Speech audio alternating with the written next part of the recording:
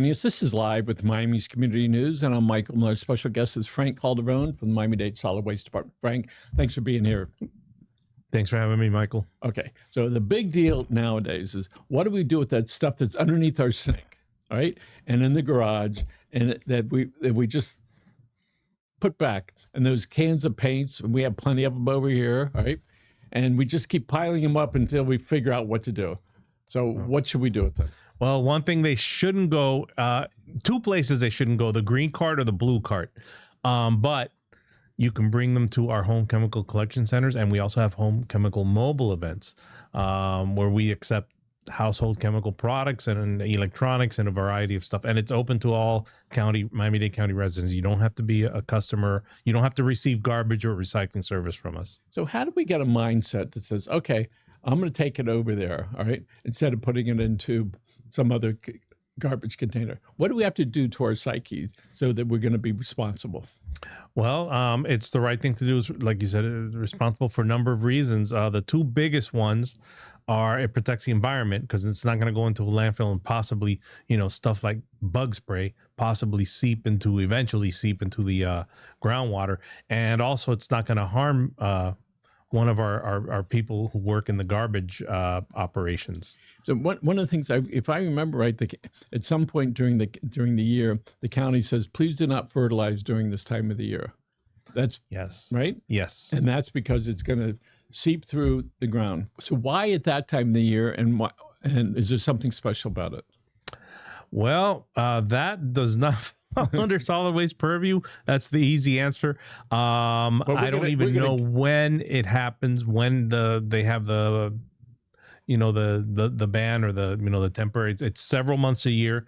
If I'm not mistaken, it coincides with the rainy season where a lot of rain, it's going to potentially wash it out into bodies of water. And so that's along the same line as taking your can of oil and putting it into the ground, or your bugs. Or the gasoline goes into the drinking water, which is underground, or it could potentially go into a canal and eventually make its way out into the ocean. So there are over 100,000 septic tanks in Miami-Dade County. 9,000 they're on the verge, whatever, I'm not quite sure what that means, of failing, and some of them are under water.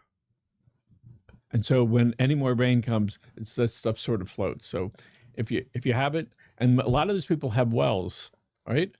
So all of a sudden we put it there, it goes through your septic tank, and then it goes out into your yard.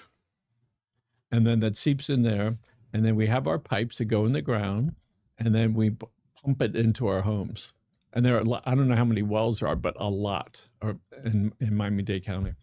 So years ago, and one of my neighbors complained that it was a tenant. He complained that it smelled terrible when he took a shower. I said, I'm going to tell you why. And I told him, all right. I said, the guy hasn't taken care of his property. He's too old to do it. The drain field has failed, and the well is right by it. So in that case, it didn't take too long for that to get recirculated. So we talk about fertilizers certain times of years to do that, and all that little leftover oil that's in the cans, or lawn equipment, or paint. Let's talk about paint. Lots of times people save the paint over there so they can match it up 5 years later and think that it's gonna be an exact match. Yeah. Yeah. Okay. So what do people do with paint? Old paint. Well, the first thing we always tell people is if it's still in good shape, donate it if you can to an organization that can use it. Otherwise, they can bring it into us to our home chemical collection centers. And as I mentioned before, the mobile events, which may be more convenient, which we have like 1 or 2 a month in different locations. So if the centers aren't convenient, maybe the one of the events are. So the events, those take place typically where? At one of our TRCs. Which is the trash and recycling centers, which we have all over the county. We have them up north, we have them down south, we have them kind of westish. And people can go find out where they are by, what's the address, the website? miamidade.gov/solid-waste. So if people are donating paint, maybe at some point they want to get some paint. So tell us how people can get some free paint. Yes, as long as you are a Miami-Dade resident, we have this program called Chem Again. When people bring us items that are in good shape, including paint, we make them available to residents who want them on a first come, first served basis. And and when we look at all the batteries that we use, all right, for everything now, before it would just be for a flashlight or a beeper, a phone, all right? Then all of a sudden we go, okay, then we have a car, all right? And all of a sudden everything is a battery. The ring component, you can have batteries or you can have electrical. So batteries are a big deal about how to dispose of them. Generally speaking, how should we dispose of batteries? The best and safest way is to bring it to one of the home chemical collection centers or one of the mobile events, because that it becomes a little tricky. If it's just a standard alkaline battery, it can be thrown into the garbage. It should never go into recycling. So let's put that out there. Never go in the recycling, the blue recycling cart. If it's alkaline or heavy duty, like the older heavy duty Eveready or Eveready's with the cat with the 9 lives logo that I remember as a child, those can go in garbage once they're done. The tricky part is that there's other types of batteries like lithium, the rechargeable batteries that should not go into garbage. Those need to be brought to our centers. So we tell people, if you're not sure, just bring it to one of the centers or to one of the mobile events if they're convenient to you. In the old days, it seemed to me that people would sometimes replace the batteries in their phones. Do you remember that? No. So here's batteries that last forever. But the other guys, there's a lifespan on them. So if somebody has a question about it and they don't know what to do, they should just save them up. And then one day when they can call want to show their grandkids what to do, or that's how we do that. Yeah, they can call 311 or they can visit our website. So tell us how it works. That the county gets paint from residents here, and then you can go to the county and you can get it. So what does that look like? Do you go to a window and you point to a can of paint, or do you walk around? It's not a window per se, it's a locker, but yeah, you can take a look and see what the different paint's available. Other items, it's not just paint, but paint is a common one. And see if the color matches, if that sort of thing, if it's what you're looking for, if it's internal paint or interior or exterior or whatever. So we could, on aerosol cans, all right? Lots of times people don't know quite what to do with them, especially if it's a spray paint and they're done with it. Tell us how we dispose of that. If it's empty, it can go in the garbage. And if it still has home chemicals, you should bring it to one of our centers or a mobile event. And I think that if we could just imagine that our grandkids are there, staring at us as we're trying to figure out what to do. Take it over there or put it somewhere where it shouldn't. And I think that's one of the things that the training that we should all try to do is it's teach this new generation to keep it clean. So, and if people have old lawn equipment, and by the way, we're showing the website address, so we've got up there miamidade.gov/solidwaste. People can go there.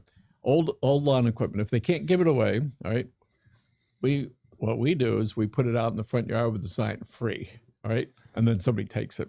But in the more pristine areas, they don't do that. What can somebody do with old lawn equipment? Old lawn equipment should be brought to our TRCs if you're a customer, or you can actually take it to a landfill. There is a fee if you go to the landfill. If you are our customer, you're entitled to use the TRCs. The only thing is make sure it doesn't have any fluids like, engine oil, motor oil, or gasoline or, fuel. And so frequently during the day, we see these landscaping companies with a big truck. It's filled with all that stuff, and they got sometimes they're towing behind the truck the trailer for the equipment, but that thing's filled with the landscaping stuff. Where do they go?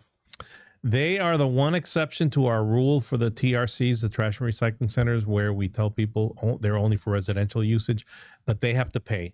We have a special program for landscapers where they pay in advance for coupons. They bring the coupons in each time they dump. They use a coupon, and that's basically to offer them the convenience of not having to go way out to dump and then have to come back to the neighborhood they're working in. So this allows them to stay closer to the neighborhood they're working in. Okay, so if somebody has their pickup truck or their car and it's filled with stuff, when they go over to the TRC, what identification do they need, and how do they know before they go that they've got the right thing? Florida driver's license or Florida state ID is required. It will be scanned to make sure that the address on the license or the ID matches an address that we provide service to. So we have 34 cities within Miami-Dade County. Yes. Tell us about the services the county provides to some of those cities. Well, 10 of the cities work with us and get full service. They get garbage and recycling service. The residents there are entitled, they pay the waste service fee, so they're entitled to use of the TRCs and bulky waste. We have 9 additional cities where we provide recycling only. One of them is near here, South City of South Miami. And there's 8 other cities that we provide recycling only services. So if somebody's not sure who to call when they have a broken cart, what should they do? They can call 311. 311 will tell them if they're a customer of ours, or 311 also works with the city of Miami. Then they can arrange to get the damaged cart replaced or repaired. If they're, I took a look at our carts the other day. I'm going to be calling pretty soon. All right. So frequently I see out, especially out in horse country, I see people with many green carts. Explain that process of getting more carts, which means you have more stuff to put more garbage.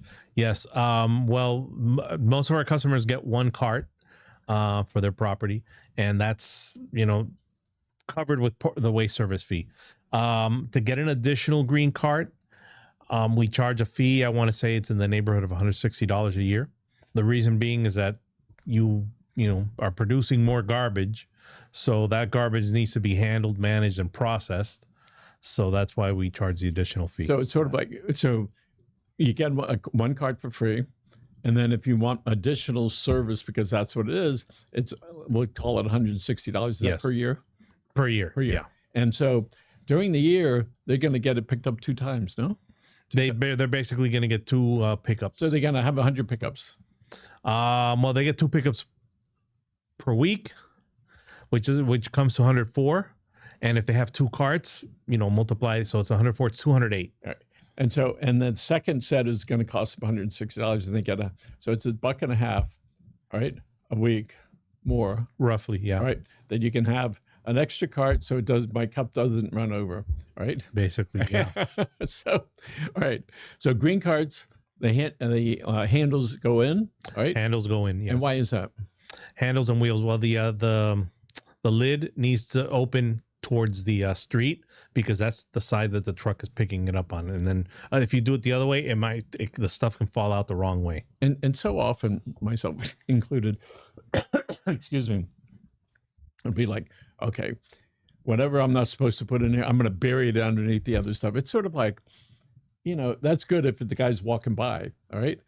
And sometimes people jam stuff in there, especially if they don't, if it's wet cardboard, and it sort of gets jammed up in there. What is the thinking about stuff hanging out of the container, right? Like landscaping stuff, for instance. What should we do? Try to get it all in there, take some out, put in the other one, or what? We prefer that it not be.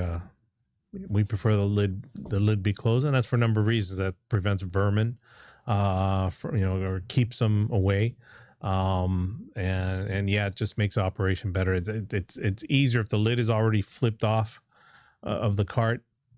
There's a higher possibility of the when they come to pick it up, that stuff can fall outside of the cart and not inside the truck. And every so often, the county's looking for, is looking for drivers to drive those big trucks.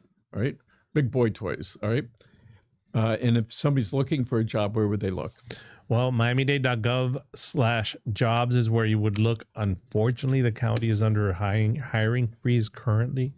Now, I don't know if that hiring freeze pertains to some of the newly elected offices, but yeah.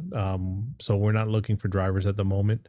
But when we are, they typically have to have a CDL. And of course, we look for somebody who has some type of driving experience. And then as far as it doesn't have to be on garbage trucks, because that part of the operation will teach, but they should know how to drive a truck, and they should have the CDL. Okay. So, and then we know the county has a vendor who handles the recycling. Yes, 3 actually. 3 vendors. Yeah, 3 vendors. And so where would the person call if they have a question? Still call the county? Still call 311 because we manage the program. So they can get all the answers they want. I mean, when you call up, you call 311? Yes. On either one, the green or the blue. Yes. Now, this is April. Let's see, May, June. Yeah. When's hurricane season? I believe June 1st is when it starts. Right around the corner. How fast does this go by? Just when the old season ended, and we're like, oh, good. we take a deep breath and it's like, oh, time to stop breathing again. So, and it's important to solid waste that people take care of that landscaping, that other stuff, and tell us why. Yes, we always say now is the time to do it. I think I sound like a broken record, to be honest.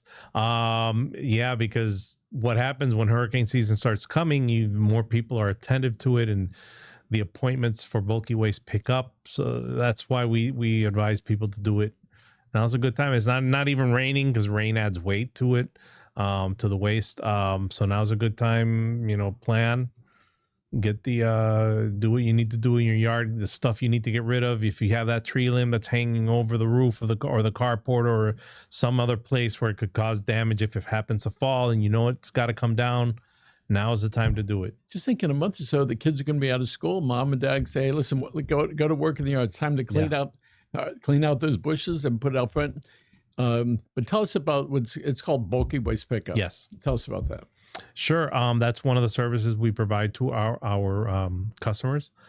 They get 2 bulky waste pickups of 25 cubic yards each pickup. And that's the size of one of those medium-sized trucks, basically, or the loading capacity, or another way to put it is that 1 cubic yard is the size of a washing machine. So think about 25 washing machines.